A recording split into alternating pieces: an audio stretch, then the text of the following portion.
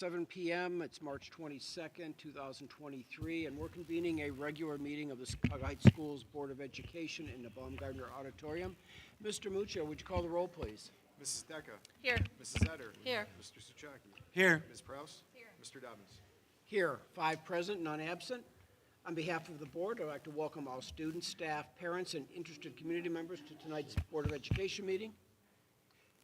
The board values and encourages public comment on education issues. Anyone having an interest in actions of the board may participate during the public's comments portions of the meeting. Please identify yourself on the board sign-in sheet. A copy of the board meeting agenda is available to review on our school district's website. Please silence your cell phone during our meeting, and would you now join me in reciting the Pledge of Allegiance, please?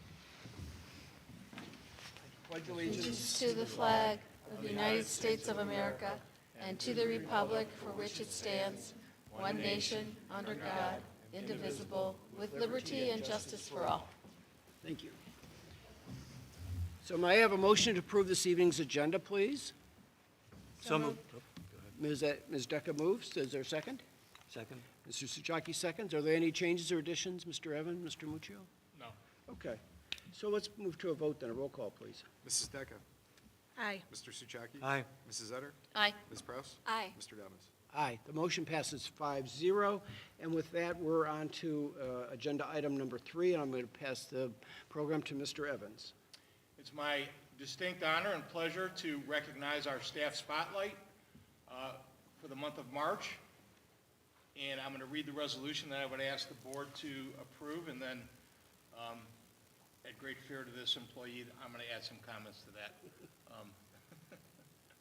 Whereas the Cuyahoga Heights School District has been fortunate to have dedicated staff committed to the mission of the district, and whereas Wendy DeFranco encompasses all the best qualities of a teaching assistant, and whereas Mrs. DeFranco is attentive and pays close attention to the learning needs of our CHES pre-kindergarten students, and whereas Wendy is a kind and cares deeply about our students, which is evident by how she talks and interacts with our littlest learners, and whereas Mrs. DeFranco is flexible and able to handle new challenges, unexpected situations, and changes with ease and grace, and whereas Wendy is a team player and takes initiative by jumping right in to help with whatever is thrown her way, and whereas Mrs. DeFranco is both empathetic and patient with our little friends that experience big emotions, whereas Wendy is able to connect with each child and helps to foster a safe, nurturing learning environment, whereas Mrs. DeFranco is mindful of each student's abilities and is able to meet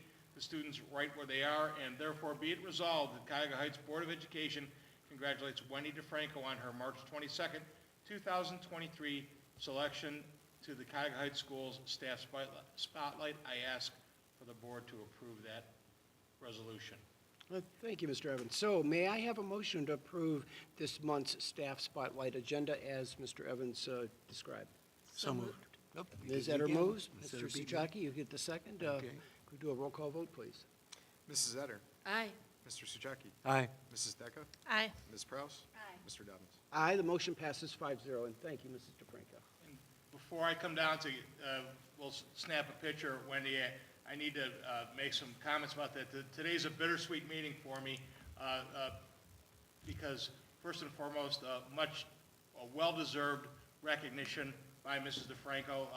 She stopped in my office the other day to tell me that she counted up the years, and I think she said she has over 40 years as either a student, parent, volunteer, or whatever. I said, that's not possible because you're not that old. But Wendy is one of those people that when she cuts herself, she bleeds scarlet and gray, and always will. Because when she came in to talk to me, she told me that she was resigning. And she had this discussion with me several years ago, and I brushed it off. I said, no, you're never going away. But she was very emphatic that when her husband got to that point where they could become snowbirds, that they would become snowbirds. They've got a daughter who's incredibly successful, who's in the Carolinas now as an engineer, and they're going to spend their winters someplace where the climate is a little more acceptable to them. But Wendy, you will be greatly missed. She did say that when the weather's good in the fall and the spring, that she would gladly work as a sub, and I'm going to hold her to that as we move forward. So Wendy, this is well-deserved. Like I said, today's a bittersweet meeting because we passed this resolution to recognize your excellence, your commitment to our students, and then later on in the meeting, we're going to accept your resignation at the end of the year. So, I didn't plan it that way, I'm sorry. so congratulations, Wendy.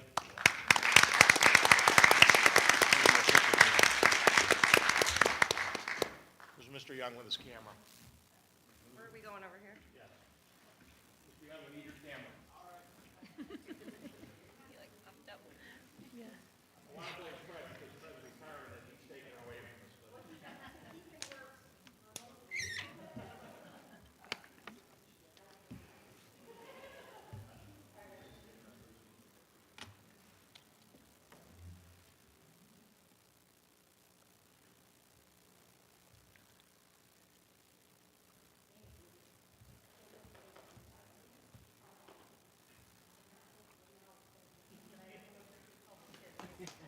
Thank you.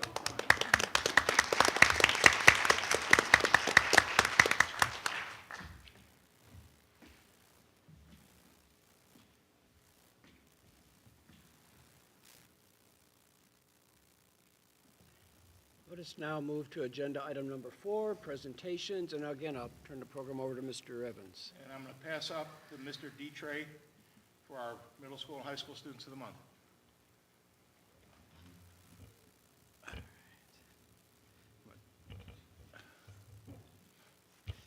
Thank you all for coming out this evening.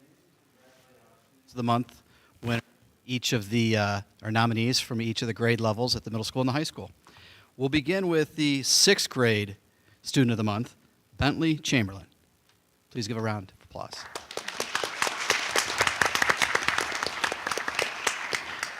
Bentley's here with his parents, Aaron and Sean. He is a resident of Valley View, and he has an older brother and a younger brother who also attend Cuyahoga Heights.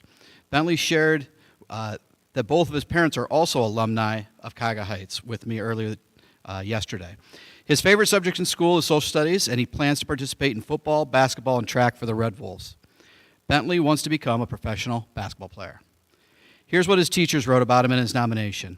The 6th grade student of the month for March should be Bentley Chamberlain. This fantastic young man has started 2023 in the best possible way. Bentley's organizational skills, engagement in the classroom, and willingness to perform in a manner that exceeds teacher expectations has certainly set him apart from other students. Through civility, thoughtfulness, and grit, Bentley understands the importance of leading by example with actions. Bentley is truly a Ravenclaw at heart. Other impressive qualities we have recently noticed include confidence, self-discipline, pride, and respect towards his classmates and adults. We know that Bentley will continue to showcase these exceptional characteristics and end his 6th grade career with great success. We are proud of you. Congratulations, Bentley.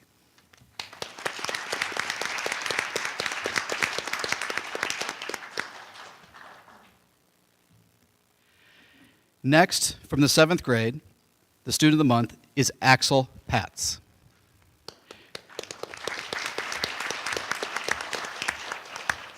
Axel couldn't join us this evening because he is also in a Boy Scout troop that meets on Wednesdays. So unfortunately, he couldn't make it. But I will read what his teachers nominated him and wrote about. Axel Patz is the 7th grade's nomination for Student of the Month. Axel strives to do his best in all classes. He asks thoughtful questions and participates often. His quality of work is consistently and completed on time. He is kind, polite, and a friend to all. We are lucky to have him on our team. Keep it up. Great work, and congratulations, Axel Patz.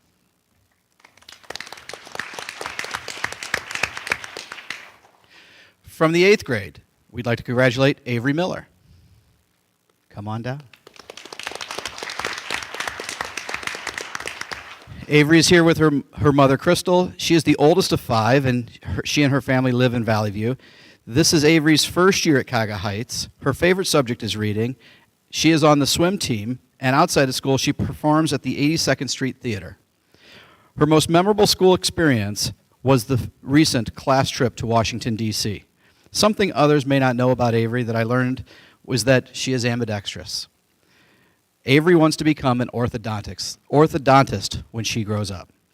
Here is what her teachers wrote. Avery Miller is our nomination for the 8th grade Student of the Month. Avery is a new student at CHMS, but has been a welcomed addition. She has impressed her teachers with her resiliency and her positive attitude. Keep up the great work. We are very proud of you. Congratulations, Avery.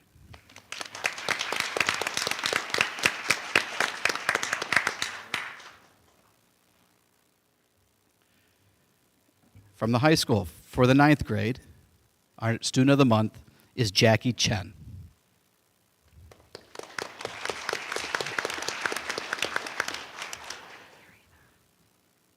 I'm going to read what her teachers wrote in her nomination. Jackie Chen has been an all-star in Algebra 1. She is always prepared for class. She participates fully in all activities and has scored very high on all assessments. Jackie is the kind of student who will continue to work at something until she meets success. She is a hard-working student and dedicated herself to learning. And another teacher added, Jackie has been an excellent member of the French Club. She is assuming a lot of responsibility as the secretary for the French Club and has increasingly become more confident in the class as a result. Congratulations, Jackie.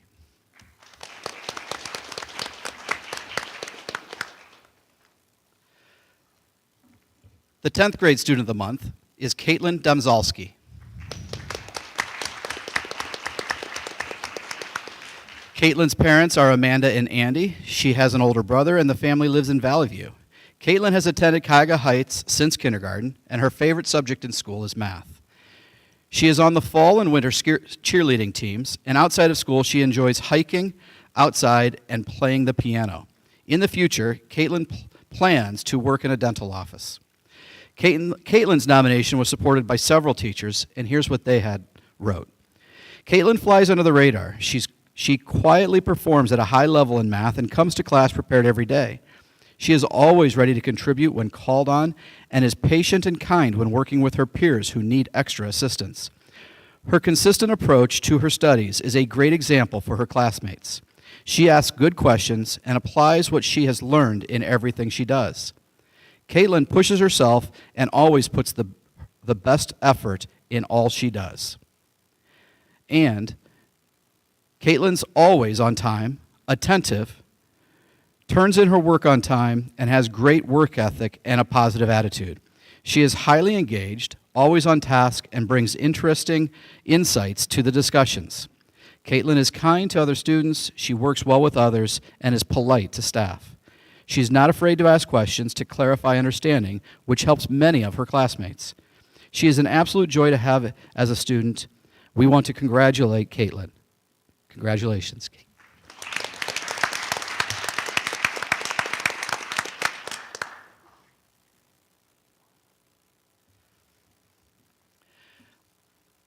The Student of the Month for the 11th grade is Anna Patterson. Please come forward. Anna is here with her parents, Donna and Ross. She is the youngest of 4 and resides in Valley View with her 2 dogs and 6 cats. She's attended Cuyahoga Heights since kindergarten as well, and she told me that her whole family are all alumni of the district. I think that's the big support crowd out there. Her favorite subject in school is English, and Anna is a member of the school's golf and track teams, as well as Recoup, that's our recycling club, and the marching band. Outside of school, she does competitive dance 4 days a week. In 10 years, I asked her, where does she see herself? She says, hopefully living somewhere in Europe. That's a good aspiration. Here's what her nominating teacher had written. Anna Patterson has triumphed during the 22-23 school year, and she has shown tremendous initiative through taking on new challenges to better herself and contribute to the greater good of her communities. She has demonstrated incomparable leadership skills through volunteerism, spreading positivity, and demonstrating consistent practice habits to develop her skills and abilities. It is clear that Anna is going to be enormously successful in anything that she does. Congratulations, Anna.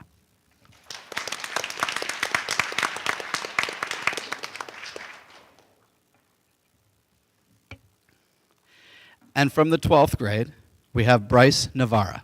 Please come forward. Bryce is here with his parents, Diane and Rob. He has 2 other siblings and is a resident of Valley View as well. Bryce's favorite subject is biology, and he attends CVCC for the Computer Programming and Software Development Program. He is a member of the Art Club and Business Professionals of America. He loves being around animals and drawing. His most memorable school experience occurred this year when he got to travel to Columbus with the Business Professionals of America for the state competition, where he and his partner shared the website that they had created. He wants to have a career in 3D digital animation and creations. Here is what his nominating teacher wrote. I would like to nominate Senior Bryce Navarra as the Senior Class Student of the Month. He works so hard and goes above and beyond on every single assignment. He is always so polite to everyone around him and is willing to help whenever he can. It has been truly awesome to see how much he has grown from 9th grade. I expect he will go on to do many great things. Congratulations, Bryce.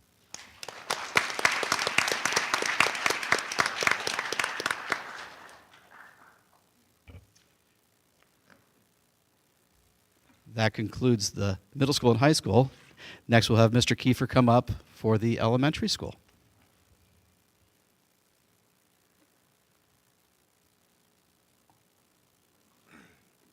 Good evening. I have the honor tonight to award 2 of our 5th grade students our Students of the Month. I've only known them a short while, but these are well deserved. I'd like to acknowledge their teachers that nominated them, Miss Bonina, something dropped there, Mr. Taylor, and Mr. Taylor, who are here tonight representing our 5th grade team. Our first Student of the Month in 5th grade is Alyssa Tasato. Come on down.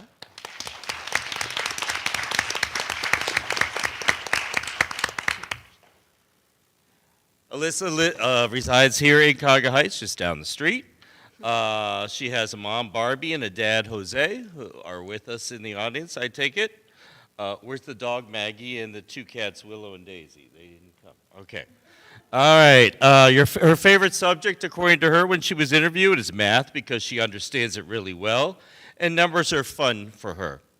Her favorite essentials or specials class, she replied, was music because it interests me in different ways. Outside of school, she likes to do sports like softball and swimming. And when she grows up, she said she wanted to be a musician. I guess Alyssa plays the guitar. I don't think I've heard you up in music class, so I told her I'm going to stop up there and hear some jamming out by you. For college, she even thought of Harvard, so you go, girl. Aspirations like that. And your message to your parents tonight, parents, she'd like to thank you for raising her to be a very independent young lady. Her teachers wrote that we chose Alyssa as Student of the Month because of her many exceptional qualities. She is a kind person who is always smiling when she enters the room. She greets her teachers with a smile and always comes to class prepared. Her attitude is exemplary as she never complains or groans when work is assigned. I like that one. Her teachers and friends know they can trust her regardless of the situation she is in. Even when others around her are not following the rules, she remains an example of self-control. It is these and many other great qualities that have made it a pleasure to work with Alyssa this year. Congratulations, Alyssa. And there's some certificates.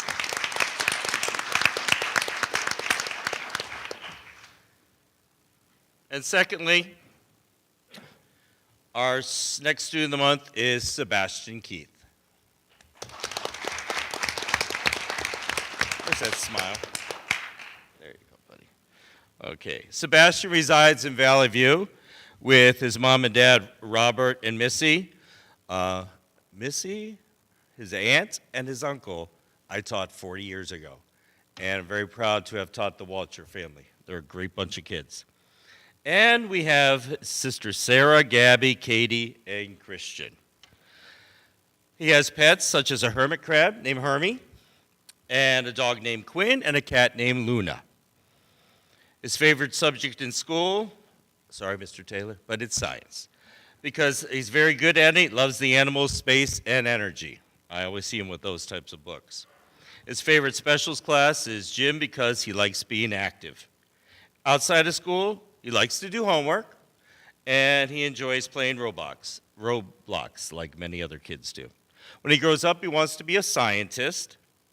And for college, he's keeping his options open right now. And his message to his parents tonight, parents, he says, I just can't believe I got Student of the Month. He's been very proud of himself the last 2 weeks since knowing. And his teacher's right, and I agree. Sebastian was chosen as Student of the Month for many reasons. He comes to school every day with a positive attitude and a solid work ethic. When the going gets rough, he appears unfazed by the challenge and keeps his infectious smile. As a result, his grades are excellent, and he's enjoying great success this year. He is a great friend and cares about how others are treated.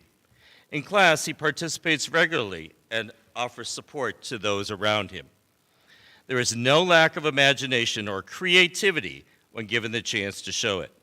Overall, he is a positive role model and a successful member of our 5th grade class. Sebastian Keith. Sebastian.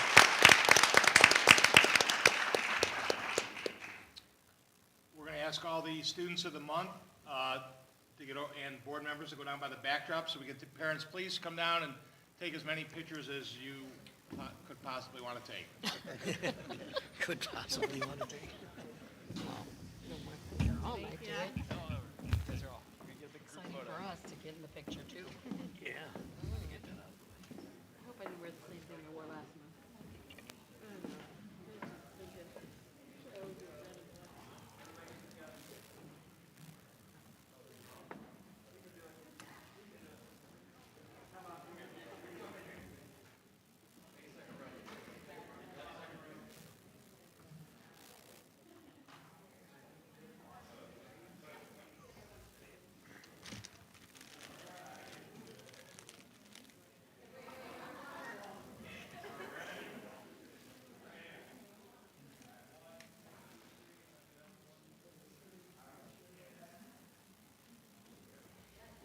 Is that your dinner?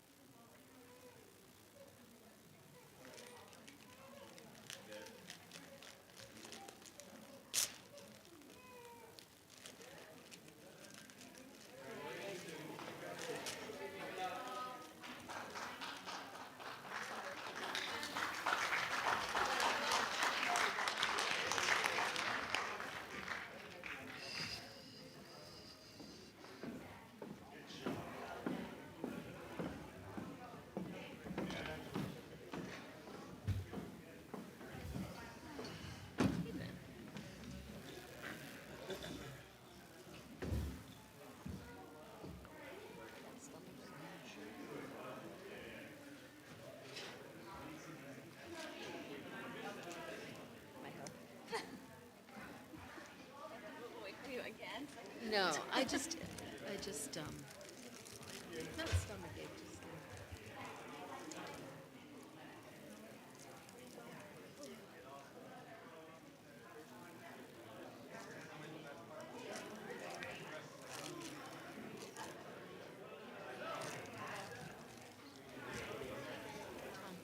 Mr. Evans, there's Side in the picture, is that the dads or the moms?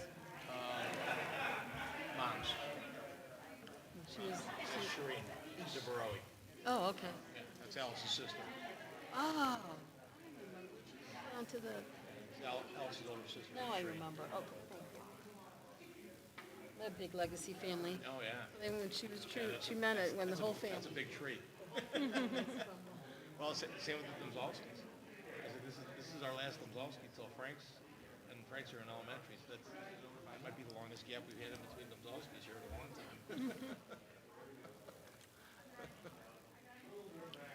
Do we have a sign-in sheet for comments? Matt's got it. Okay.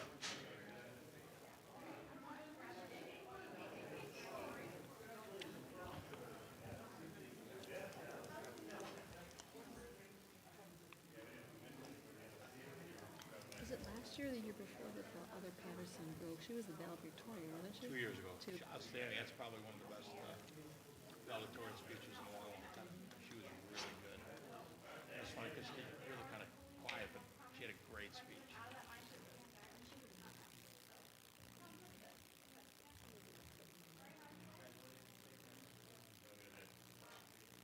Sorry, thanks for coming. Hey, have a good night, guys. Thank you.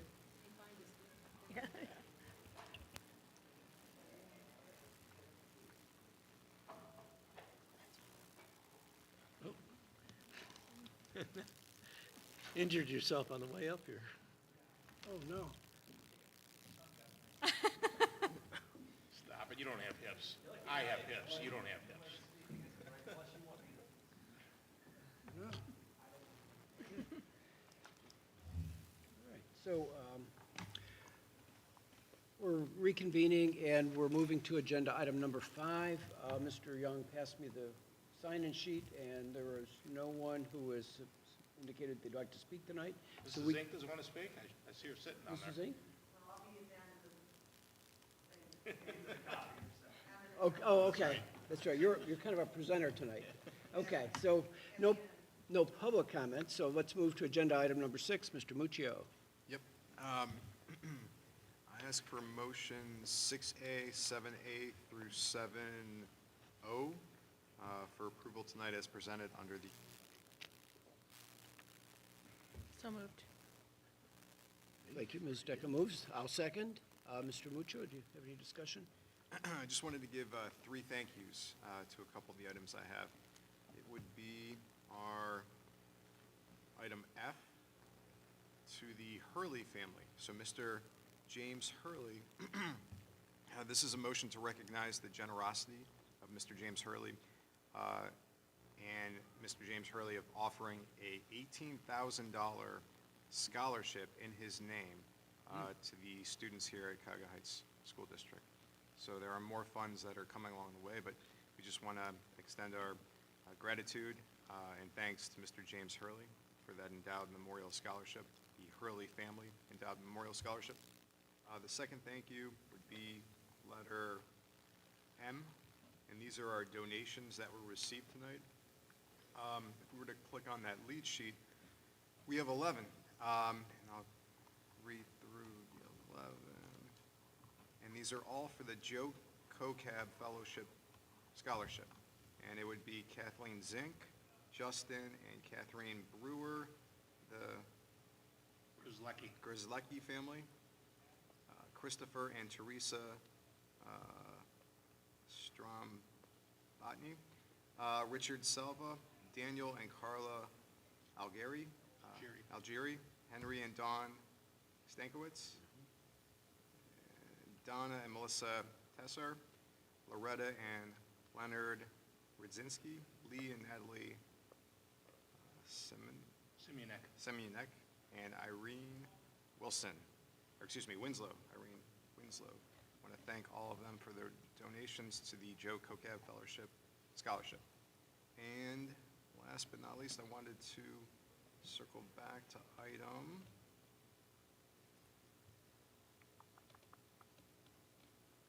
G. So I want to thank the 2 teachers that received a grant, Barb Curry and Courtney Dennison. They got the Martha Holden Jennings Foundation Teachers Honoring Teachers grant in the amount of $1,000. So we wanted to congratulate them. Thank you, Mr. Muccio. Mr. Evans, we were speaking about Mr. Hurley's generous endowment, scholarship endowment, and I think you had a little more information Yeah, about the we family? received a notice back in the fall, a will, essentially, from the executor of the estate, and we were named in the will for Mr. Hurley, and that we would receive up to $50,000 once Mr. Hurley, to our knowledge, was never married. He grew up in Brooklyn Heights on Van Epps, and those that know the area, there's only less than half a dozen houses down on Van Epps. Right. I was going to go see Mrs. Foote, Joy Foote, because I think he graduated in the late 40s, early 50s, that Joy might, because that was right around Joy's time frame, that Joy might remember who he was, but he was a longtime teacher in Parma schools at Normandy High School, and and we just happen to be one of the benefactors from his, the money that he saved through the years, us, United Way, and I think the public library, the Metro Parks are all named so when I contacted the attorney, he said, he goes, as we start figuring things out, we'll let you know. So the first check came, and it was $18,000, and he said we're still not done, there may be more once we've kind of divvied up the rest here. So that's really and the only stipulation in the scholarship was that it would go to a Brooklyn Heights student, as Mr. Hurley was born and raised in Brooklyn Heights. So after he graduated, I think the family moved out of Brooklyn Heights, quite honestly. But he remembers his childhood in Cuyahoga Heights schools with great fondness. So we are very thankful to Mr. Hurley and the Hurley family. Thank you for that additional background. Will this scholarship be available this year? I know students are in the process of applying for scholarships right now. It's close, it's right on that edge. If not, it's going to be available next year. Okay. And you read through the will, he was very generous to a number of organizations Yes. in Oh, the yeah. greater Cleveland area. So we're very excited to have have Cuyahoga Heights also remembered by him. We were mentioned right in the very beginning, right? I think United Way than us is top two, so we're very, very thankful for that. And congratulations, of course, to Mrs. Curry, and appreciation to Ms. Dennison for nominating her. It's Martha Holdings Jennings Foundation is a very prestigious educational organization. And thank you, of course, to everyone who donated to the Joe Cocab Scholarship Fund. It's very commendable. With that, we can move to a roll call vote, please. Mrs. Decker? Aye. Mr. Dobbins? Aye. Mrs. Etter? Aye. Mr. Suchaki? Aye. Ms. Press? Aye. Motion passes 5-0, and we're moving on to agenda item number 8. Mr. Muccio? Yeah, just. Oh, I'm sorry, number 9, I apologize. Yep, just 3 items tonight. First one is typically we adopt our tax rate resolution that's written by the Cuyahoga County Budget Commission. It's a resolution accepting the amounts and rates as determined by the Budget Commission. So that's a yearly item that we do typically before March 31st. So the county asks that we approve that resolution before March 31st. However, both this year and last year, the County Budget Commission requested an extension from the Ohio Department of Taxation until April 1st to complete their work, and then May 31st for the school boards to pass and return those resolutions. So we're following suit with last year, waiting, and then we'll pass that, I imagine, sometime in May before we do it. Item B, the 5-year forecast. It's that time already, where we're looking to set up our timeline to present. This is just a rough draft at this point. We can, I know there's a finance committee, and where we roll that in or have them come sit in on the May 3rd meeting, but May 3rd would be the meeting that we would have a work session review of that May 2023 5-year forecast. And then a couple of weeks later, May 24th, would be the Board of Education approval of that May 5-year forecast. And I'll keep this item on rolling, but any objections to that timeline off the top? Okay. And then last item was to recap with Mr. Dobbins, the chair of the Finance Committee, our earlier meeting tonight. It was a great meeting. We met at 5:30, almost up until 7, and we really discussed 4 main points at that meeting. Really reviewing the purpose of what we were doing, reviewing, I don't know, Mr. Dobbins, if you want to. No, please go ahead and kind of summarize your agenda. I appreciate your leading the presentation. Yeah, it was really, the purpose would be for the Finance Committee to recommend or provide consensus to the Board of Education an operating levy or combined levy and what that type and amount would look like. So that would be the purpose of what the Finance Committee is meeting for at this particular time. Second item would be, we looked over the election dates and deadlines that were in place. Third, we were looking at specifics for the levy and the 5-year forecast and how everything would kind of work its way together. And fourth, we briefly looked at the levy guidance PowerPoint that came down from Auditor of State Keith Faber's office, and we have some guidance on what they have in place. So we looked at those 4 bullet points. And Mr. Muccio, just to kind of recap what we did, We penciled in a rough timeline, and I think that the goal of the committee would be to try and bring some kind of recommendation to this entire board late May-ish, early June timeframe. And I guess I mentioned that for a couple reasons, but one is that, as I recall, we have 2 meetings scheduled in June, 1 in July, and you had also indicated in the materials you sent around that the last filing date at the Board of Elections is sometime in, is it early August? So there are a lot of moving parts, and we also plan to meet again several times between now and that May timeframe to move the conversation forward, as well as to integrate new information that's developed between now and that period. So, thank you for leading that. Thank you. Are there any questions from the group about the committee meeting this evening? Is it the intent to try to put this levy on in the fall or in the spring? Of 24, are you saying? No, so are we looking at the fall of this year, or are we looking at the spring of next year? No, we couldn't possibly, we were outside the timeline to have put one on in the spring. We would have had a. Not this spring, I'm Right. talking next, No, I'm talking the fall's the intent, the fall. yeah. Yeah. Fall 23 is, So you have to meet that August deadline. yeah. And I think also, the BEST committee is meeting and is largely shepherding the permanent improvements portions of the district's needs. And so I think at some point, there's an idea that those two groups will converge, or their recommendations will converge, and either in a joint setting or here at a board meeting, and we can, and that's expected to be a June-ish, July-ish timeframe right now. Okay, well, if there's no other questions, we can move on then to agenda item number 10. Mr. Evans? Just want to clarify, if we had a levy on and that was approved this fall, we could begin collecting in 24. If we were on in the spring of 24, we would not be able to collect on that levy until 25. So that's how the timelines work. Am I correct with that, Mr. Okay. Yep. Just Got it. the timelines. Superintendent's business 10, under 10, there's one item, A, general business, 11, staff resignations, there's one item.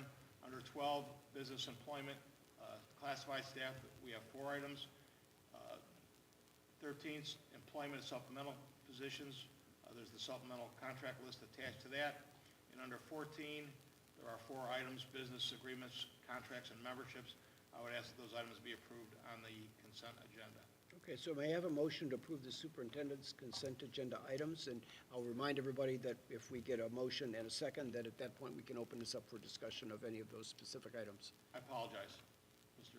I want to pull the ComDoc off to be voted on separately. That's Okay. 14D. 14D We'll is- talk about that in a second. Okay, so everything except 14D would be subject to a motion to approve under the superintendent's consent agenda items. So may I have a motion, please?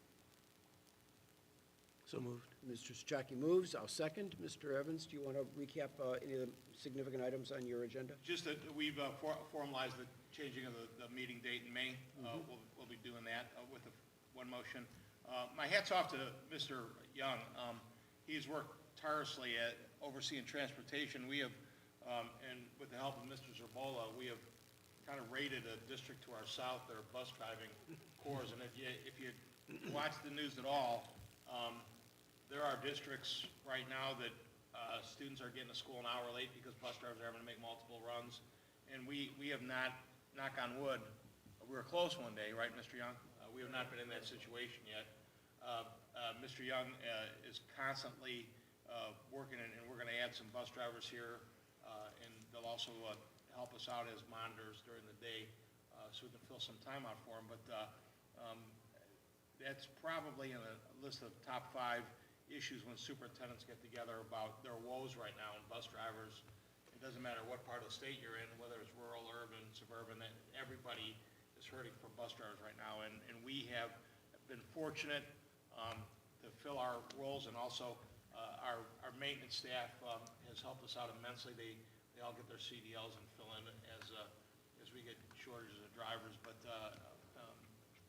that might be one of those things that seems like something somewhat trivial, but that's huge for us to know that Nobody's sitting at home waiting on a bus to make a second run so they can pick students up. So we haven't put our parents in that situation as of yet, and we hope to not ever get into that situation. So thank you to Mr. Young for your diligence with that.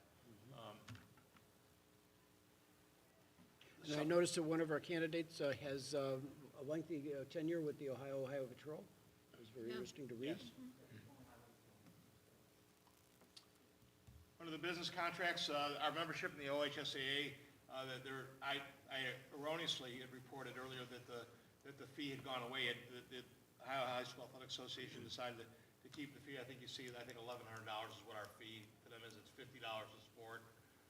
And quite honestly, during COVID, I was a big proponent of that, to keep the OHSAA functional, because they lost the state tournaments and everything, so their revenue source was lost. My hope would be that at some point in time, they drop that fee again, because I think they're back. I was down in a state wrestling tournament that drew probably, in 5 sessions, over 40,000 fans in attendance. And I know that from watching the state basketball finals, that they were very well attended. So hopefully the state gets back on solid ground with that. Some agreements with a couple of ESCs on professional development as well. And I'll ask for approval of those items. And when we're done, we'll circle back around to ComDoc. Okay, great. So with that, unless there's any additional questions or comments, we can move then to a roll call vote on the consent agenda. Mr. Souchaki? Aye. Mr. Dobbins? Aye. Mrs. Decker? Aye. Mrs. Etter? Aye. Ms. Prowse? Aye. Motion passes 5-0, and we're moving on to Superintendent's Agenda Item 14D, which is the proposed agreement with ComDoc. And I ask for approval of the motion to approve the contract with ComDoc Incorporated Xerox Business Solutions Company for copier and printer services for a 5-year period effective July 1st, 2023 to July 1st, 2028. That's a 60-month period for our copiers. Okay. I ask that be approved. So we'll get a motion seconded, and then we can open up for, Yeah. okay, so could I have a motion to approve item 14D, please? So moved. Mr. Shockey moves. I'll second. Ms. Decker seconds. Okay, we can now open it up for a general conversation and presentation. I asked Aaron Zink to stop by tonight. Aaron was critical in this selection, and Aaron's our athletic secretary, but in Aaron's previous profession, she was in the copy business. So when the contract became available, Aaron offered her services and really kind of took the forefront of meeting with the different companies that submitted bids and talking about what services they had available. And Aaron, I don't know, do you have anything to interject along with the process as well? So I truly appreciate, this is an opportunity for us to utilize some talents. And Mrs. Zinko, she's going to go home and take the recording because I used the word her and talents in the same sentence. I won't be one. So I thought it was important for my history and my business world for 23 years that I could help out with the copiers. It's we use them every single day. They get beaten up, and people don't really realize how to use them, what to do, what's good, what's bad. So I thought I would jump in. And I actually really enjoyed it, to be honest. I went out to with Matt Harmon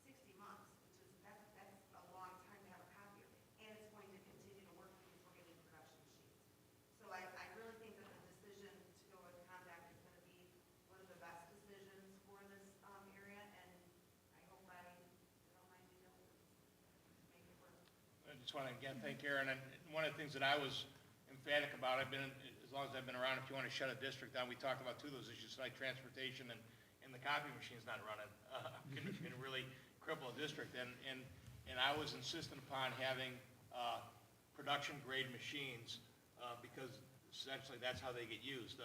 It's not an office-grade machine, that our copy machines are used on a regular basis. We're still in, that's the society that we're still a part of, and I don't know that we're different than any other school district, quite honestly, that's the case. So, we had savings in stretching it out to 60 months. We were able to save, some funds with that. The service agreement, looks solid to us, and I just felt that was the best way to go, with the information that was presented to us. I don't know if you want to add anything to that or not. Great job. Just for clarification, is this just service, or are we getting copiers as machines well? and- All brand new. And one quick thing, and I thought this was great with, Matt Hartman, actually, when we walked around, we literally took the companies to every single copier that we currently have. We ended up looking at the fleet, and we got, I mean, don't tell anybody, but we took a machine away from the teachers, they don't know that. But we really looked at where they were placed, and we looked at their volume, and it just wasn't worth having one there. It just didn't make sense. So we pulled that. We also did that on printers. You know, we have over, which were needed at a time. We had 16 printers out in the district. We brought it down to 7, which is huge. You know, printers are a lot of money on ink. It's costly. But we really did and like I said, Matt really got me the information to look at what is going on and what we actually need and can be, you know, take away. And those teachers aren't enough. And the progression on the printers, I will tell you, in classrooms, that went from, probably 60 to 72 contracts ago, where almost every teacher that wanted one had a printer in their classroom, and we narrowed that down to 16, and we've been headed in that direction constantly. I think the addition of production machines makes the elimination of the one additional machine a lot easier. When we have a production-grade machine, less goes wrong with it. It runs copiers quicker. It's just far more efficient for the district to do that. We talked about restructuring and where that'll go, and having them spaced out within the district to make it most functional for the teaching staff, too, to know that, okay, you don't have a printer in your room. If you need to print something off in the middle of a class, what's the nearest location that, you know, with your fob where you can go get that release from a printer at, to make sure that those were, you know, that a teacher in the elementary library didn't have to run down to the main office to get something printed, to release something. So they put a lot of time, effort, and energy into that, and that's appreciated as well.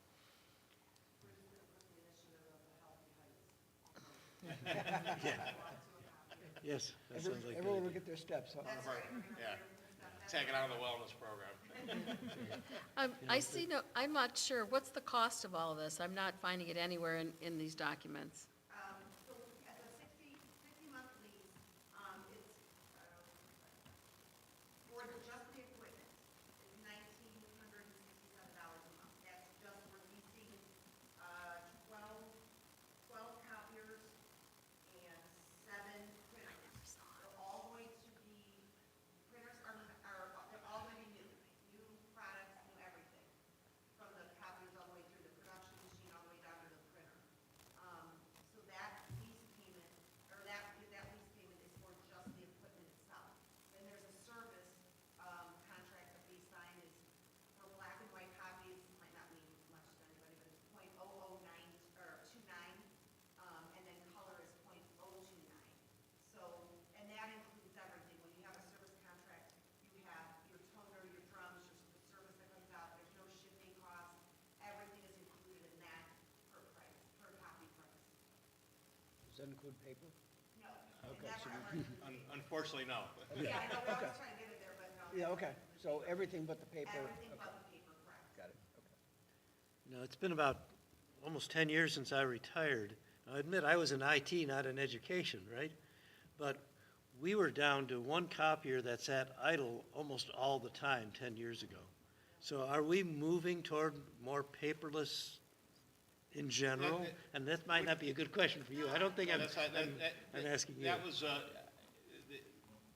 not to make fun of it, but when they said we're going to a paperless society, I talked to somebody that sells paper, and they said their sales went up threefold in a year's time when they said we're going to be paper, from the time we're going to be paperless. We don't, our teachers use it in a lot of different ways. You know, on some levels, it saves us on resources. Our teachers use a lot of different resources, so even though we may have a textbook in a certain class area, that doesn't mean they're not using alternate resources for support materials, so it comes into play a lot there. With presentations, our students, we still have students present hard copies of presentations and papers and those types of things as well. So while that's wonderful in concept, I don't, and we certainly do more and more things technology-wise that in an educational setting, I would never see it going that way. Yeah, I don't see us going totally paperless, Yeah. but I'm glad to hear that we are cutting back somewhat, and hopefully And the next time. This has been an ongoing, like I said, when we first, the contract before, there literally was a printer in every room. And you want to talk about shock to some teachers when we said, listen, we're taking all the printers out of your rooms. Yeah. And so if you thought that you needed a printer, you had to then come to the committee and justify why you needed a printer in your room and somebody else didn't. Right. You know, our project lead, the Way Lab, we've got a printer in that lab because of the work that they do in that lab. So there's places where it is justified for one of our academic area teachers to have a printer. Just we can release. No, I know it's more convenient for you, but it's expense-wise, it was through the roof. Right. So that was something that we started way back when I got here, that Tom Burton, with that first contract we had, and for us to go to the number of printers that we have in the time that we have is really, I think, a lot of work by everybody. Yeah, so we are, And thanks to our staff for kind of grasping a hold of that and understanding that that's what we're trying to do. I think when we first went to you can send copies to different machines and have it released with your fob. I think when we first went through that was difficult for staff. It absolutely was. They had a hard time wrapping their brain around that if Mr. Martin's going to send it to the second floor of the going to send it to a printer on the second floor of the library, that he makes the 20 steps down the hall, puts his fob on the machine, releases the print job in his name. And once they got a hold of that concept, things really got a lot. And our teachers right now are really proficient on being able to send that to the printer that they needed to go to.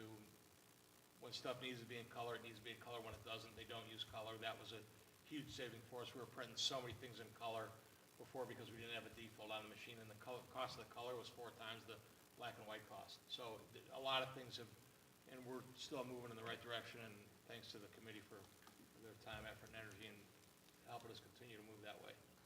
One final question. You talked about these machines and the service contract allowing the staff to be able to do more maintenance on their own. Do you not feel that you're going to get any pushback from the staff on something like that?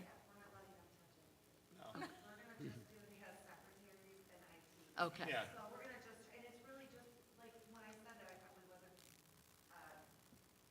you didn't understand correctly, but I didn't say it correctly, but when we're talking about, we always do toner now, it's just very easy. The parts that we're talking about are drums, so, and it's just like a toner. You're opening it up, you're pulling it out, you're opening one and then putting it back in.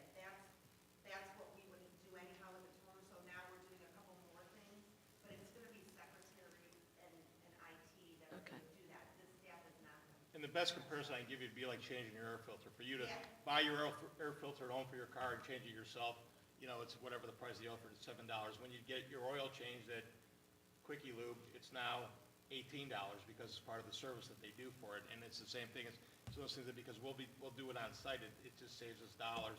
They'll train our staff on how to change, and it's almost as simple as changing an air filter in a car, changing the drum on the machine. For those people that are, Matt Hartman can laugh because he knows that anytime anything goes wrong with my printer, I'm on the phone with him. I'm not opening it up. I'm not sticking my fingers in there. I'm just not doing it. and we are very thankful to hear that. Yeah. And I would like to, speaking of being thankful, I would like to thank Erin for stepping out of her lane and utilizing talents from elsewhere here to help us be more productive, and that's very much appreciated. Thank you, Erin. Thank you. Thank you very much. Thank you. and to Mr. Hartman. Thank you very much. Unless there's any further questions or comments on that matter, we can move to a roll call vote. Mr. Suchaki? Aye. Mrs. Decker? Aye. Mrs. Etter? Aye. Ms. Prowse? Aye. Mr. Dobbins? Aye, the motion passes 5-0. Item agenda 16, Mr. Evans, discussion comment? Couple items. I was in Columbus yesterday and last night and today with the First Ring Collaborative. We kind of piggybacked off of what OSBA did, but our goal was to meet with legislators to talk to them about school issues. I was in a group that met with some of the senators. There was a separate group that met with some of the representatives from around the state, not just our own from the area. I met with a senator, myself and Bill Wagner from the ESC, and one of the lobbyists for us met with Mr. Romanchuk from Mansfield. He's in the Senate. Had a very good meeting with him. And we weren't table pounding. We were, trying to find out where some of the representatives and senators are on some issues. Great conversation. I think the most eye-opening thing for him was, I got to toot our own horn a little bit, but, I said, we're First Ring District. I said, and I used our per pupil funding from the state that we've talked about in the PowerPoints. I said, you understand that, we right now get approximately $800 per student. I said, there's 6 districts in the state of Ohio that this year will receive under $1 million from the state's fair funding formula. I said, 3 of which are Put in Bay, Kelly's Island, and Danbury Township, which is essentially Catawba. And then Cuyahoga Heights, Richmond Heights, and Independence, in that order, least to most. I said, and I used the example of a student that attended Cuyahoga Heights through the 8th grade. Student of ours, we got, at the time, it was $600, now it would be $800 for that student. The student chose to go to St. Ignatius. We don't have a hockey team, they were a hockey player, we get it. Went down to St. Ignatius. As soon as he went down to St. Ignatius got $1,400 for the same student. And he looked at me like, how can that be? And I said, that's the point I'm trying to make, is that they call that a quote-unquote administrative fee, and that's almost double what we get for the same student. How could their administrative fee be more than what an administrative fee would be for us? And that was news to him. So that was kind of eye-opening for him. I said, that number alone, if you took us to just what the non-publisher get, would almost double what we get from the state of Ohio, which wouldn't solve our problem. So his comment was, so I guess the fair funding formula isn't very fair for you guys. I said, well, I would agree with that, but I said, understand that we supported it as well. Now, we didn't lose money, but there was no windfall for us. So I think that the common belief that the fair funding formula created a windfall for some school districts is just not accurate. We talked about the restructuring of ODE, and he asked that question. He goes, what our thoughts were on that, and I said, I was a career tech person for almost 27 years of my career. The workforce development position is long overdue. That needs to happen. That needs to unify some workforce development here in the state of Ohio. I said, my concern is we've now politicized those positions. So those are governor appointees. I said, here's the concern is that the governor is going to change every 4 to 8 years. Even if it stays within the same party, new governors tend to appoint their own people. So now every time a new person is appointed to that position, there's a learning curve involved in that, which could be 2 to 3 years for school operations. So just about the time somebody's learning school operations in the state of Ohio, their person is going to get voted out of office or term limit out of office in that position. So I said that becomes frustrating for us. And he cited what a lot of representatives, we've heard from the legislature forever, that there's a lack of communication between ODE and the legislature. And I said, we hear that as superintendents. We know as superintendents sometimes it's tough to get answers from ODE. I said, I don't know that this is the solution to that problem. I said, they're 150 feet across the street. Can't somebody open a window and holler across the street at each other so they can communicate? And he chuckled at that. He goes, but really that's true. They're that close to each other, and there's a gap. So I don't know that this is the solution. This is the solution that the governor's kind of come up with. This is the way they're headed. Again, from the workforce development end of it, which I think is going to probably carry it through this, that's a very positive thing, and I know that our career center superintendents are strongly in favor of that. But from the operations of ODE, I don't know that this is a great thing for us in the public school sector. So, it was a good conversation. Unfortunately, Senator Serino got caught in a committee meeting, so he wasn't able to meet with us. We were supposed to meet with Senator Brenner, which I really didn't look forward to. I'm not a member of his fan club, nor is he a member of Public Education's fan club. After lunch and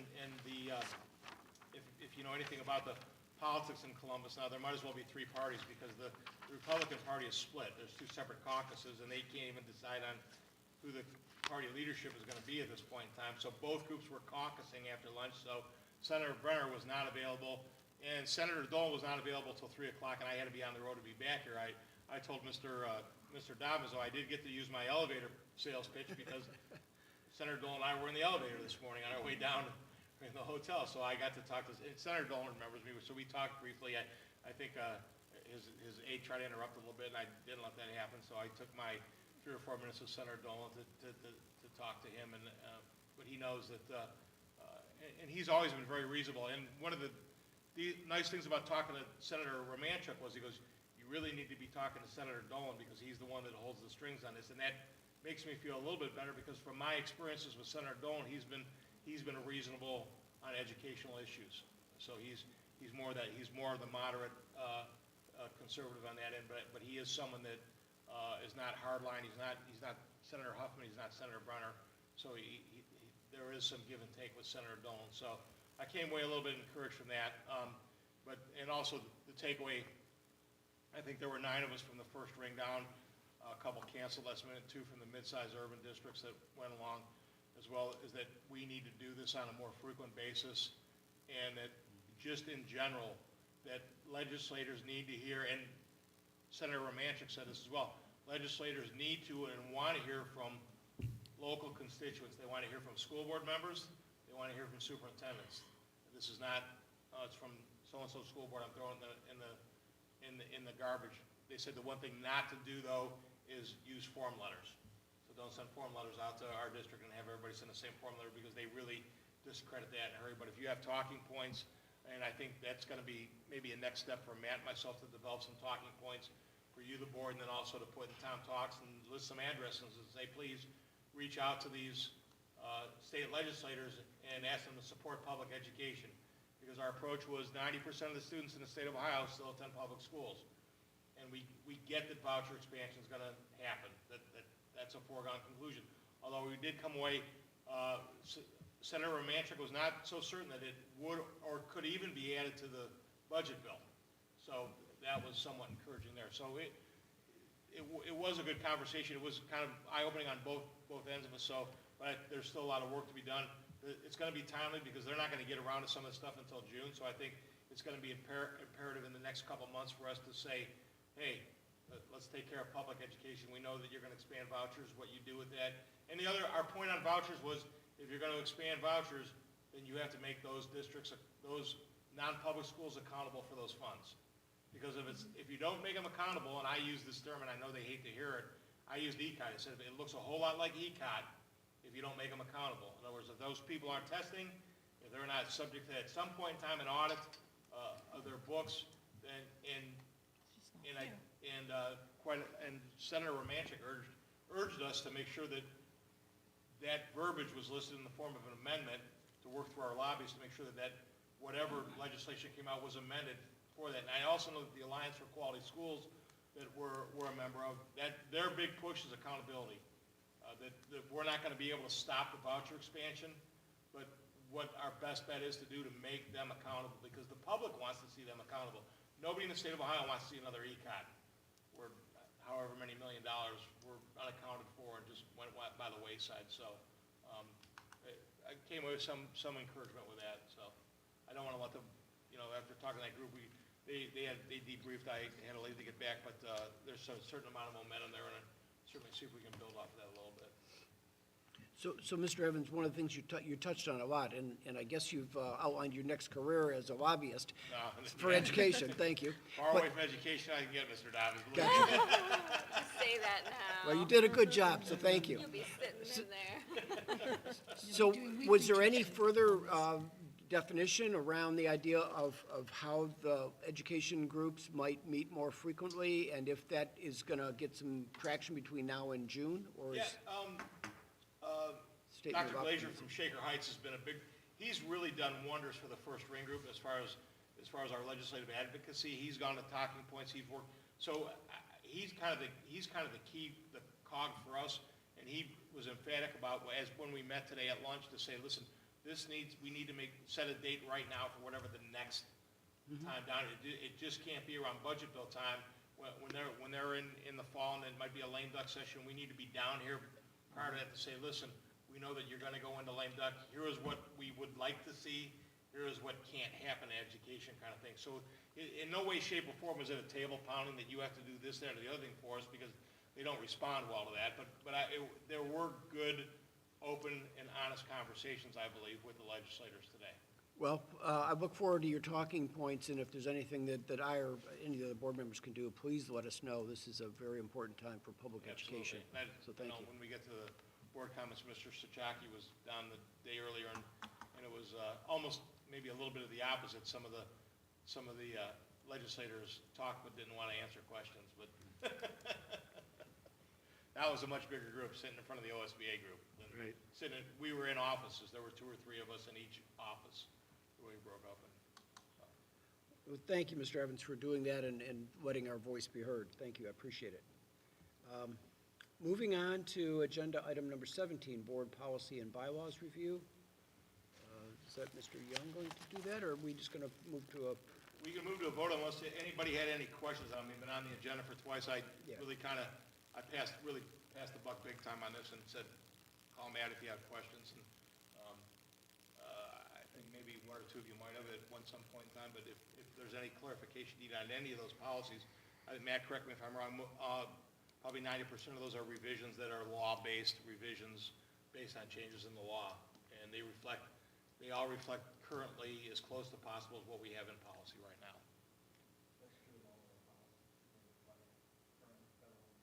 Right. okay.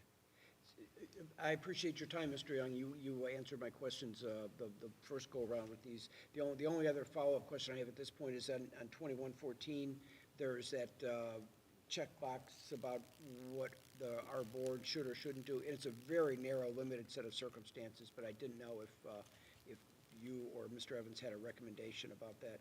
Which one is that? It's 2114, page 2. At the very top, there's an open item for the board, shall or may do something, and I didn't know if you had a preference as to how that should read. Okay, so. Okay.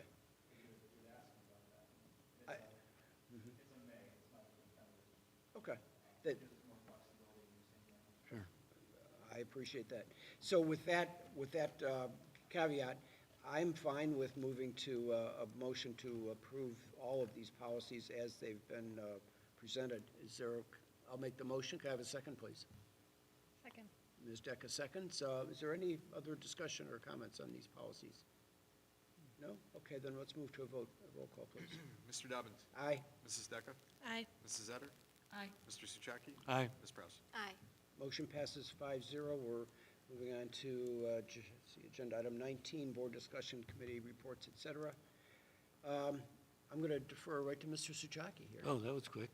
Because you have headline news about having attended that meeting in Columbus. So Yes, I I'm might as well anxious pick to up hear, where, if you don't mind. before Mr. Evans started. Actually, I'm not picking up where he left off. I'm going before he started because I was there the day before. It was actually sold out. The presentation I went to was actually sold out. I've never seen that before. And that could be because of the lineup. We had the governor there. We had the Senate president, the House president, or whatever that right title is, or him. Lots of people there who spoke. And what I'd like to do, of course, it started out with the OSBA lobbyists trying to tell us what was coming up in the various bills. And I'm not going to repeat that because Mr. Evans has done a good job of keeping us up to date on what the bills are and what the challenges are in those items.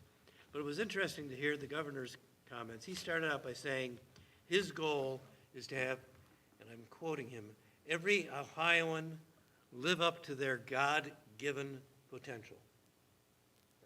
That's the phrase that he used. And that's what drives him to try to improve education in the state. And he started with preschool, talking about natal care and the need to provide care for those who can't handle it on their own, those who are underprivileged, or he wants to increase the eligibility for people who need help. He did do a shout out to Matt Dolan for his initiatives on trying to eliminate the lead paint issues, trying to deal with that. He went to K through, he talked about a free book program too under preschool. In K through 12, he emphasized again his wellness initiative. Now he wants to continue to pour money into that, keep that going. He talked about mental health being the biggest item in the wellness issues. He talked about Cup Patterson and said he wanted to keep that on schedule. Okay. Then he talked about literacy, and I think we talked at our last meeting about the fact that he's pushing phonics again. He's pushing the science of reading. He wants to pay for districts that have not invested in educational materials that are not science-based yet, who haven't, in other words, and for professional development for teachers who need it so that we can move to more science-based reading instruction. Somebody asked, not him, but later in the program, somebody asked about, well, what about the ones who already did pay for it? Are we punishing them for doing their job right? And they said, well, we're talking about that. That's where they left it. He also talked about dyslexia screening. Then when he moved into career tech in college, and at that point he made a comment that every high school graduate should be on some path. That was his goal, that when you graduate from high school, you know where you're going to go next, or at least you're going to try to go. Okay, so you'll be on some path to becoming a productive citizen. With Career Center, Career Tech, enrollments are up and programs are full. So he's allocated an extra $200 million for equipment and facilities for Career Tech schools to compete for. He didn't say that, but that's what it is. And, you ask for the money and you see whether or not you can get it. And Cuyahoga Valley does have in mind some things that they'd like to expand into. So we will be. That was a great conversation that we had as well. I said, because we talked about the influx in funds in the Career Tech, I said, please understand from our point of view, and Senator Romachuk actually was up at he is part of Medina County. He said, well, I was at Medina County Career Center, we talked about that, and I said, Cuyahoga Valley, I said, but what both of those schools have right now are programs that are maxed out. Mm-hmm. So we literally have students getting turned away from programs because they're full. So it's not about, it's creating more opportunities. So it's not about not the promotion of, because at one point in time it was the promotion, the programs weren't full, but I think a lot of the programs are full down at the Career Center right now. Fire and EMT has been huge for us the last couple of years. So some of the technology programs, we had Bryce Navarro was here tonight recognizing that program that's maxed out and we get allocated seats there. So I said that's a bigger concern, is that you've got kids that want to take that career path, and then as a district, or the Career Center says, we're going to take the cream of the crop first. Well, that would be a natural reaction, but sometimes it's the kids that aren't the cream of the crop that really have an aptitude for some of those things. So maybe the student that's maybe not as gifted in math and science, but really has some culinary skills. So we almost penalize those kids, those students that really need to be on that path. So that was part of our discussion as well too. So it's not just about, it's about creating more opportunities for kids too, because you don't want to see kids get shut out of that possibility. Right, and that is an issue, and when we do watch it closely, or the superintendent and other administrators do watch that closely at the Career Center, and we also have the opposite problem. Cosmetology, for example, is dropping. So what do you do with that? You know, you're spending more money than you should be in cosmetology, so there's some discussion of how do we reallocate resources and both physical and personnel in order to better meet the needs. So we're constantly watching for that. Don't bail on cars, that'll cycle back, I guarantee it. I think they're not gonna bail, but I've been around long enough to, you know, when I started in this business, the foundational programs of your career centers were cosmetology, auto mechanics, machine trades. Those are the foundational programs, and some of those have stayed in construction trades. Some of it, and I've, in 42 years, I've seen the cycle go up and down, especially in a program like cosmetology. So I think that it's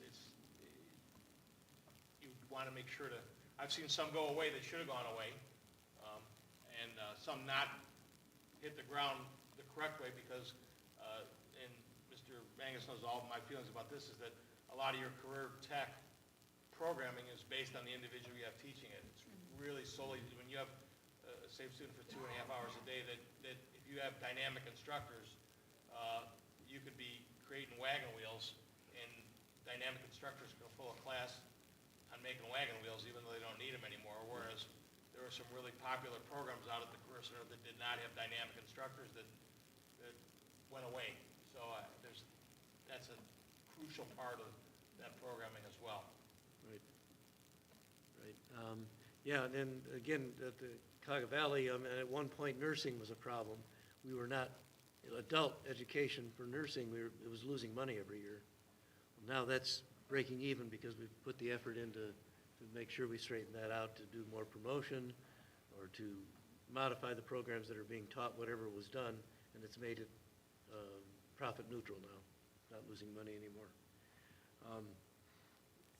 One of the comments that the governor made was supply chain issues means we need jobs, we need people to do the jobs, that's the cause of that, and we need people to fill them, so that was kind of his concluding comments. And just a little aside that I picked up later in the meeting during the luncheon, the governor was scheduled to speak at, I might have to make this up because I don't remember the exact time, but let's say it was scheduled to start at 10 o'clock.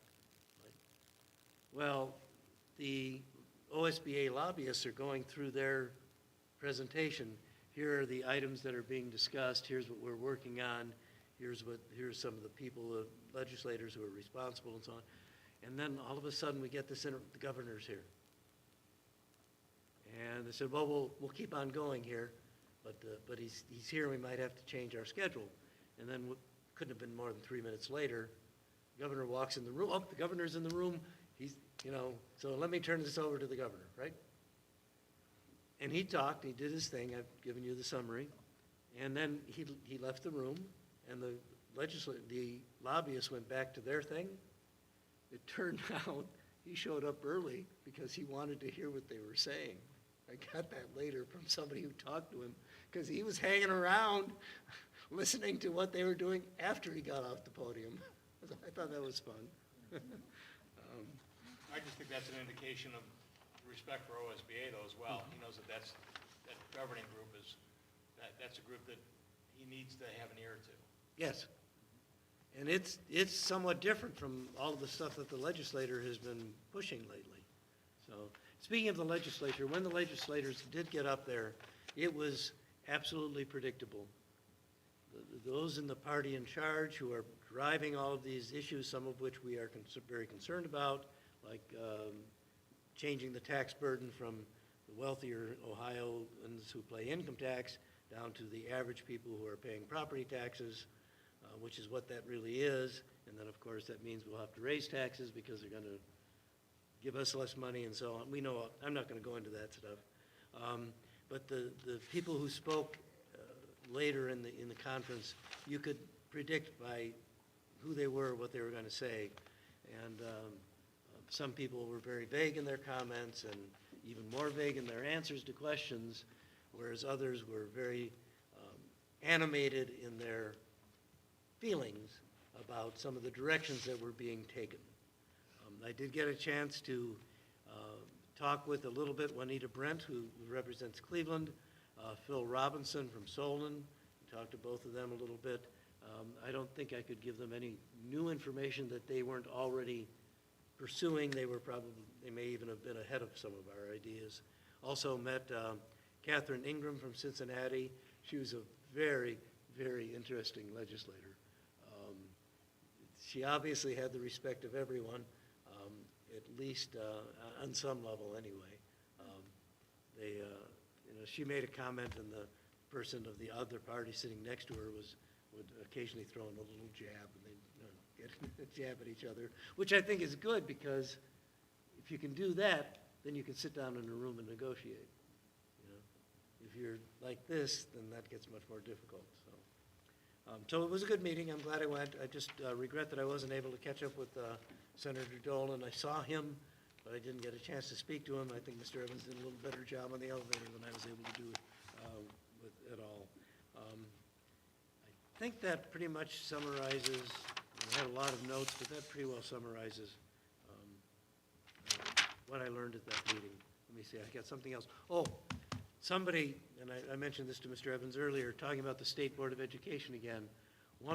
Actually it was Huffman who brought this up, said that he wants to make the State Board of Education more like the State Medical Board, because the State Medical Board only disciplines, and everything else is in some other agency, so he feels the State Board of Education ought to be set up the same way.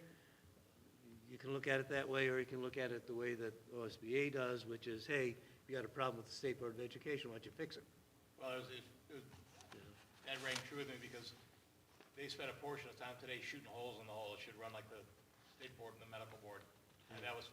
They Really? did- That's yeah, good. The lobbyists spent about 50 minutes just talking about that statement that was made, and you had mentioned that to me yesterday.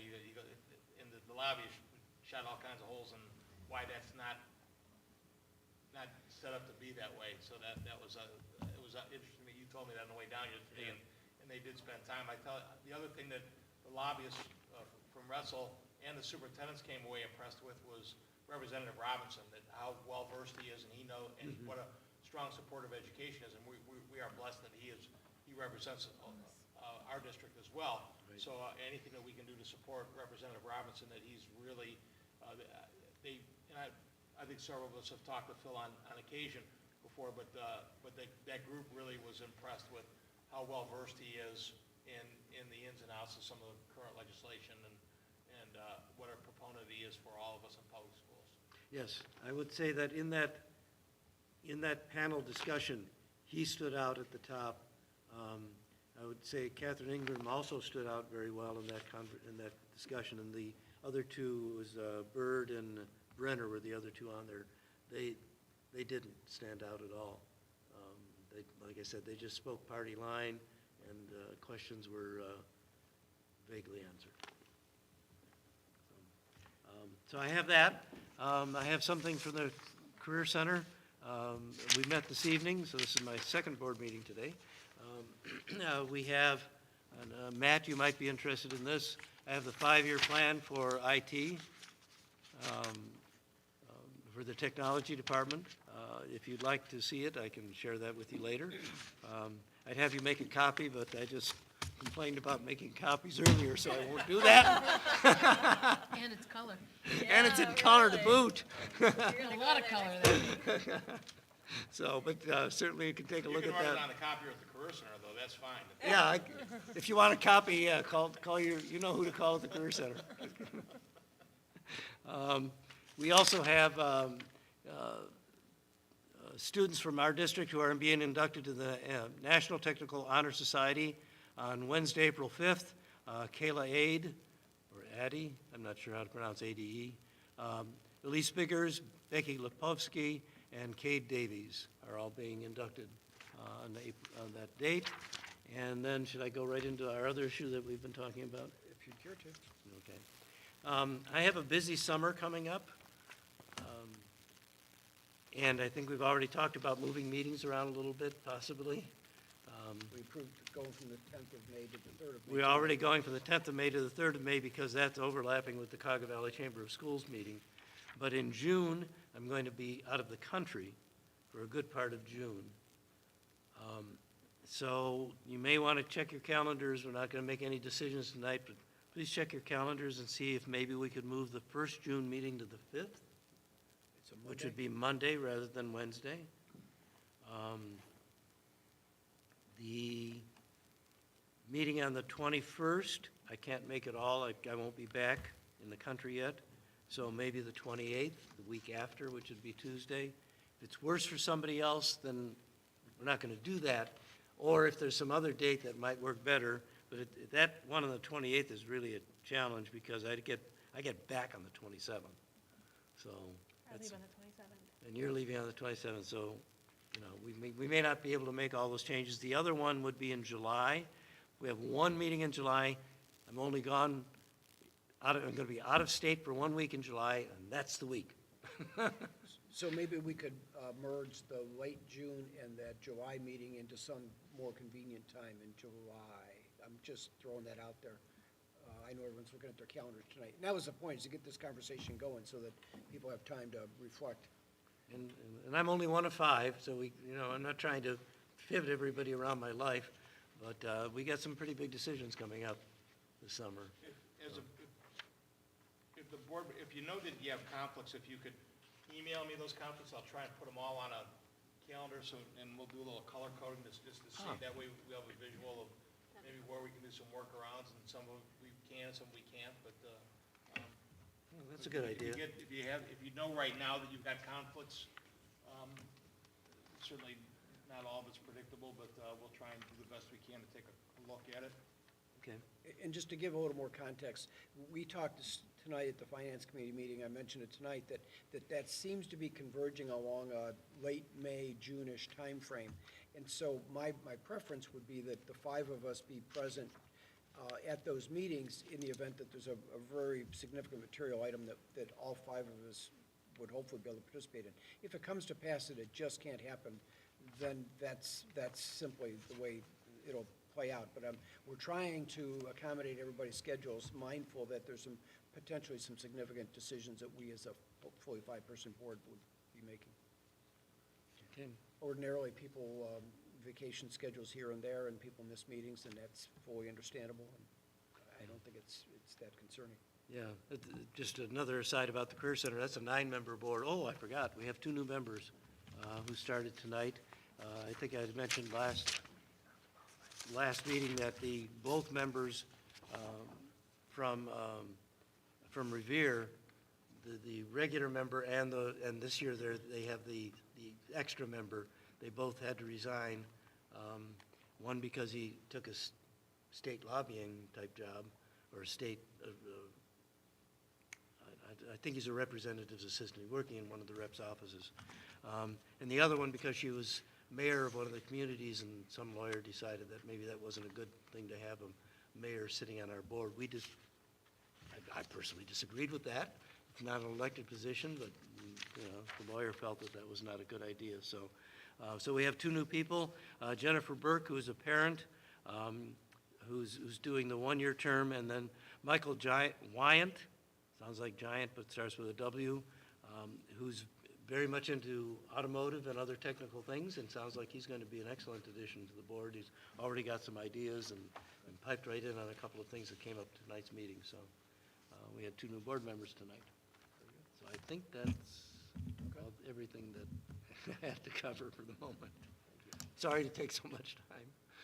Does anyone else have anything to offer this evening for the board, or to the board? I just wanted to mention that, I think was it just last week was Grandparents' Day at the elementary school. It was a great turnout, so thanks to everyone who helped plan it. I think the PTO was involved. It was just a really nice event for the kids to run around with their grandparents. It was very sweet. I think we had 300 registered and probably 600 showed up. We were laughing at the end of it because Grandparents' Day is different than like Parents' Day. Parents are happy to get out of the building and let school go on. The grandparents don't want to leave. I mean, literally, I was with Chief Suey. He goes, I know how to empty the building out. Because I can pull an alarm. We can pull out. Those grandparents, they want to stay. They want to, they want to spend the day. So really, 2 different approaches. Parents, yeah, great. Hey, see the teacher. Let's do the craft. We'll see ya. Grandparents, they want to stick around. So. Anything else? I just wanted to mention again, first of all, Congratulations for the good work by Courtney Dennison nominating Barb Curry for that Martha Jennings Holding Foundation money. I think that's wonderful. And then I know we've gotten it in the past a few times, but, you know, it's just nice to see some good teachers being recognized that we have here at the district, and good to see some money coming into the district. And again, I'd like to make note of the generosity of our community. Our partnership with the people from our community and the generosity, not only, you know, this unexpected scholarship money from the Hurley Trust, but also all those people who donated to the Joe Cab Scholarship as well. Again, you know, I don't feel like this really happens at other places.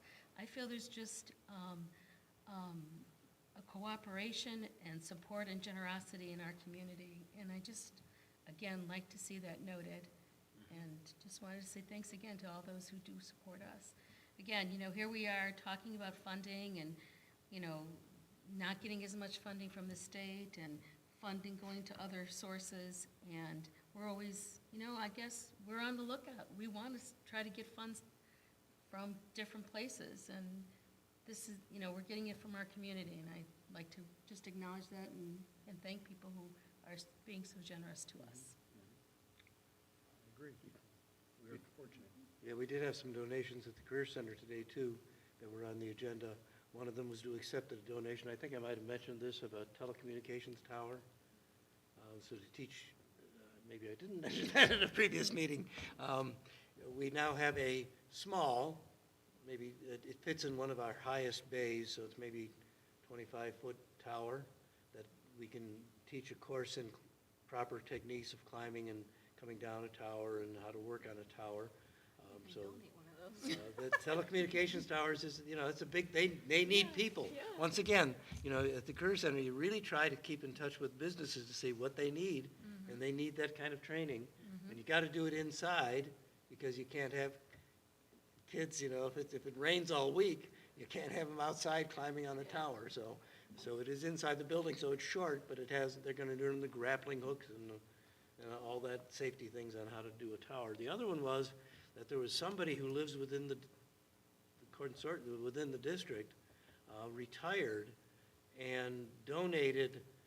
He sent us a letter saying, I have a lot, I'm retired from the business, I would like to donate my electrical and HVAC leftovers that I have. And the superintendent said, well, thank you, we appreciate that, and he figured he's gonna go over there and end up throwing half of it away because it would all be old. No, it was mostly new stuff, new current materials and supplies, electrical panels and HVAC units and all sorts of stuff. They had to take a truck, they had to rent a truck to go over there to bring it all back to the Career Center. It was a very generous, very large donation. So that, you know, our expanded community also does a good job at that sort of thing. Very good, thank you. Good to hear. And I was at the Winter Sports Banquet last night, and I was blown away, like I'm every year, of how many of our students get nominated and get recognized for all CVC honors and all state honors, and the teams, the districts, and just really good overall individual and team effort this winter. So. Thank you. Two things were mentioned tonight that we sometimes take for granted here, and it's hard, Mrs. Etter mentioned it, I try to start every senior awards program to tell the students and the families that this doesn't happen in other places. What's gonna happen tonight doesn't happen in other places.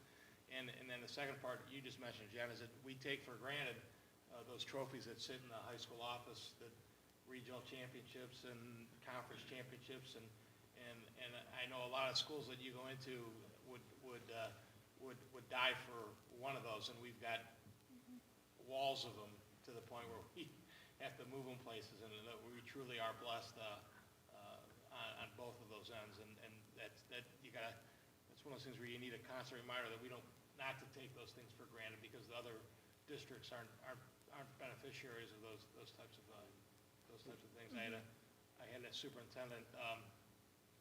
I congratulate the superintendent on their success in the sport, and they said, you know, we're a basketball school. And I said, well, we try to be excellent in everything we do at Cuyahoga Heights. So I don't know that went over real well.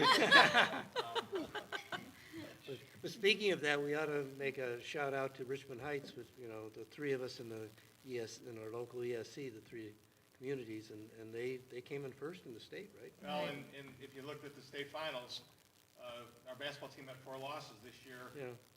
Two We of did them were well, to too. Lutheran West, who was the state runner-up, and one was to Lutheran East, who was the state champ. I So saw we did that play game. Richmond, So 3 of our 4 losses were to schools that were playing for a state championship this year. Yeah, I saw that game, and then went on to see that Lutheran East won the We championship. did a lot of bemoaning moving up from 4 to 3, and in the end, that probably was a better move for us, because had we not, we'd have run into Richmond Heights a whole lot sooner, and Richmond Heights won the state championship game by 44 points. They went on a 35-0 run at one point in time. So, and they're a Division IV school, but Mr. Tartar and I talk about this all the time. You know, they beat St. Anne's before the tournament started. They may well be the best basketball school. They may be the best basketball team in the state of Ohio, regardless of division. So, yeah. Thank you, everyone. So I'm going to move on to agenda item 20, which is future agenda items. And in that context, I wanted to follow up on an email that I sent to everybody. And I know that this group has been receiving regular emails from I want to get the name right, from Vouchers Hurt Ohio. But the organization behind that initiative is the Ohio Coalition for Equity and Adequacy of School Funding, and it's headed by Mr. Phyllis. So I shared some information with you, and what I wanted to do was just avoid putting some motion on the agenda and us not having a chance to deliberate and discuss the merits or not of joining this particular lawsuit. Are there any questions, or does the group have any thoughts about whether we as a district should or shouldn't join as a threshold matter?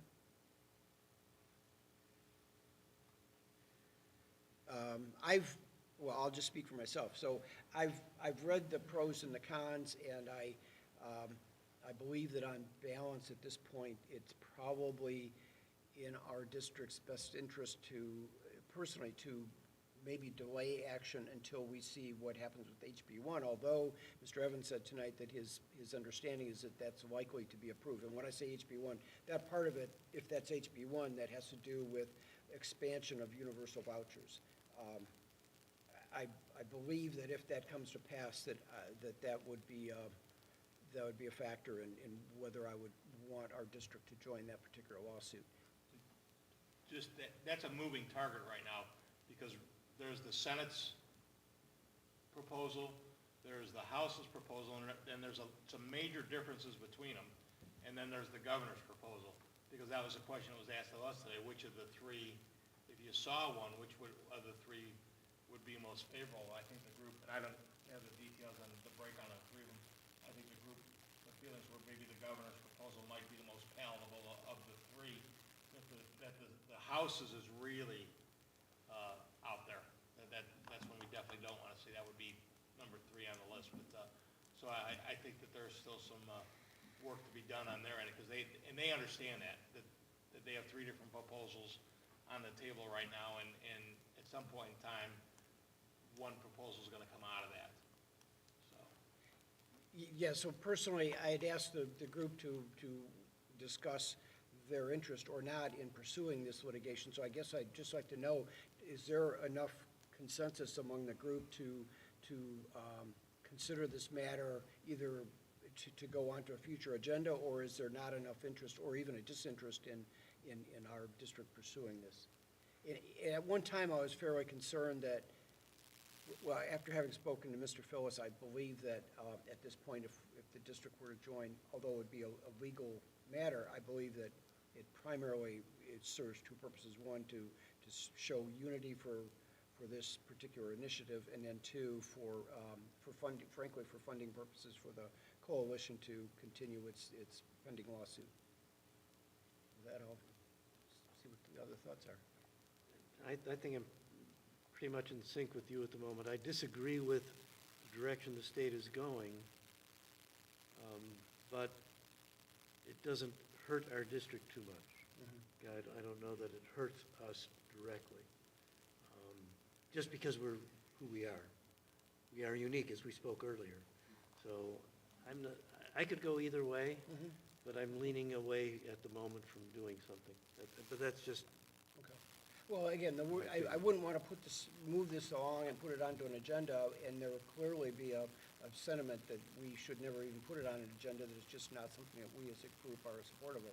So I kind of want to have that threshold conversation to understand, so that Mr. Evans and I know whether we should move forward with this or table it for a period of time, or whether there simply isn't any support for it, which is fine. Time is in our favor right now, because if we join now, the renewal would come July 1. Because that's how they cycle it. So time is almost in our favor, so it might be something that, as we get into June, when the budget bill starts to get finalized, and to see if this is then moving itself along, that might be something that after July 1, we would want to jump on for next year. I would think that would be a prudent thing to do. It's ironic, I talked to Berea Schools superintendent, they were having the very same discussion this evening at their meeting about, do we jump on board? Is now the right time? Do we wait till July 1 to see where it's at that point in time? I think the question always remains, is this the best use of the funds that we would be spending? Is this the best use, is it $1,600?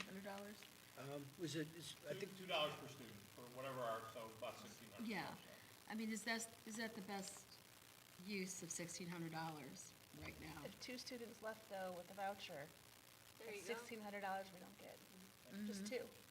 Yeah, If a third one left, we, you know. yeah, in deficit, yeah, that's true. But, I mean, you're gonna have students leaving for various reasons, we see it, but then we do have, students coming in through our tuition program too.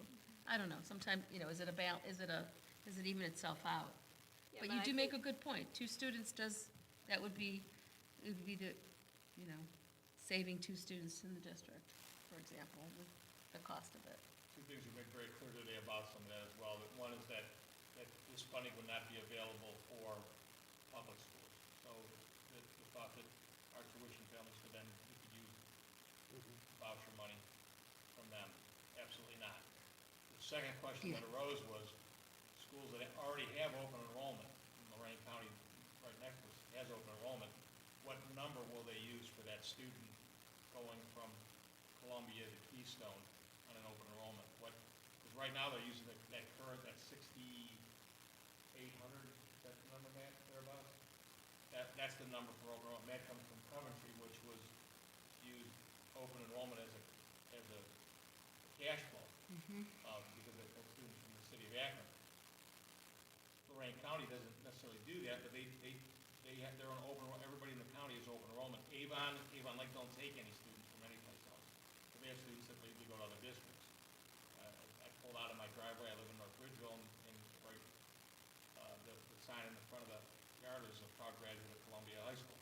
So somebody from North Ridgeville goes to open enroll at Columbia High School. There's a lot of that that goes on in Lorraine County. The question that I asked today, what's the number? What's the number gonna be for open enrollment?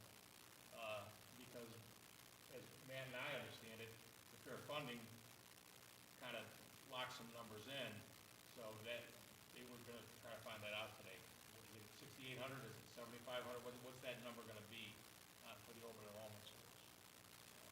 And I think we said this maybe before, that not only would we not get any voucher money for our Right. tuition program, now you're gonna have possibly less interest in our tuition program, because you can get money to go somewhere else.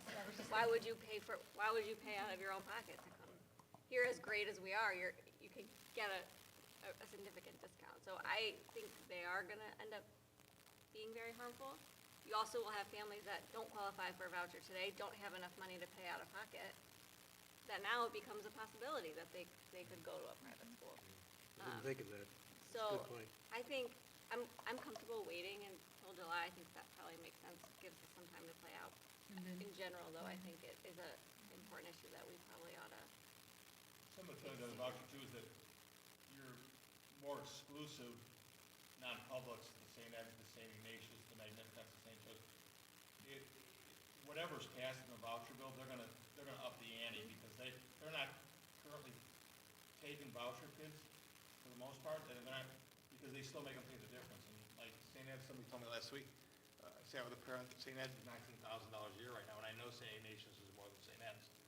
So that, whatever it is a drop in the bucket, basically, those parents. But districts, the schools like Central Catholic and Trinity, some of the smaller that are struggling will take that as payment in full. I know Liberty Catholic does that, which is now causing angst amongst their tuition families. That if you're taking a vouchers, student is payment in full, and I got, which is whatever, 60, whatever, 800, and I'm still paying 10,000 because that's what tuition is.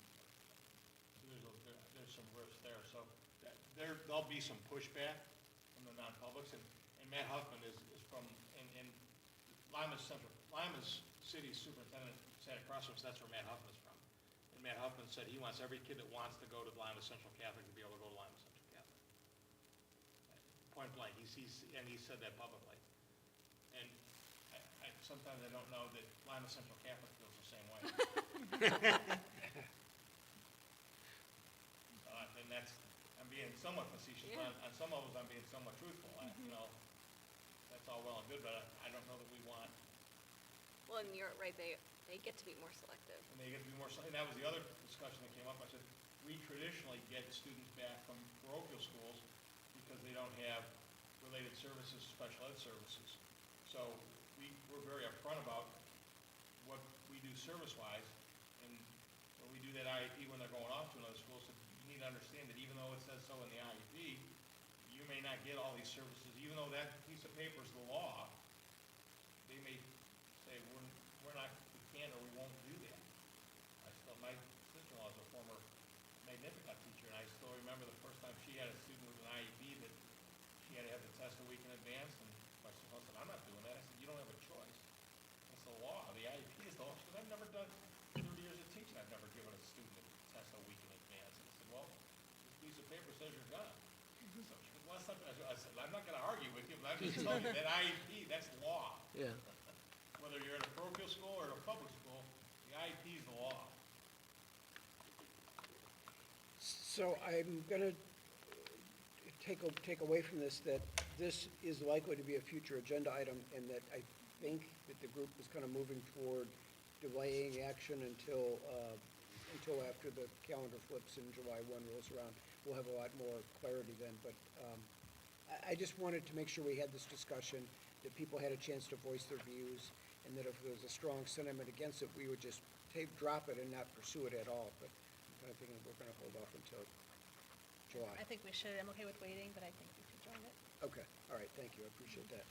Very good. With that, then, I'm moving on to agenda item 21. It should be noted the Board of Education members received their agenda several days prior to the actual meeting. Thus, they've had considerable opportunity to study it, ask questions, et cetera. Upcoming regular meetings, 21B, Wednesday, April 5th, 2023 at 6 p.m. Wednesday, April 19th, 2023 at 7 p.m. Wednesday, it's now been moved to May 3rd, 2023 at 6 p.m.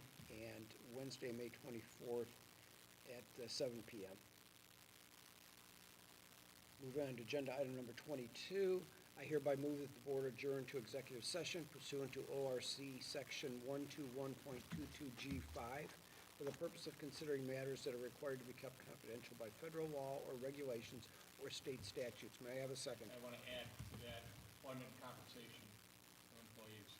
Is that G1 then? G1, yes. Okay, so it'd be sections 122.22 G1 and G5. And Mr. Evans summarized the G1 piece of it. So I made a motion, could I have a second, please? Second. Mr. Suchaki seconds. So we move to a roll call vote, please. Aye. Aye. Aye. Aye. Aye.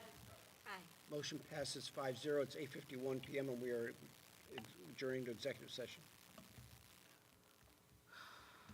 You can go to my office. Okay. I don't have a lot, but there's some things that we need. Oh, that's right. No action will be taken after the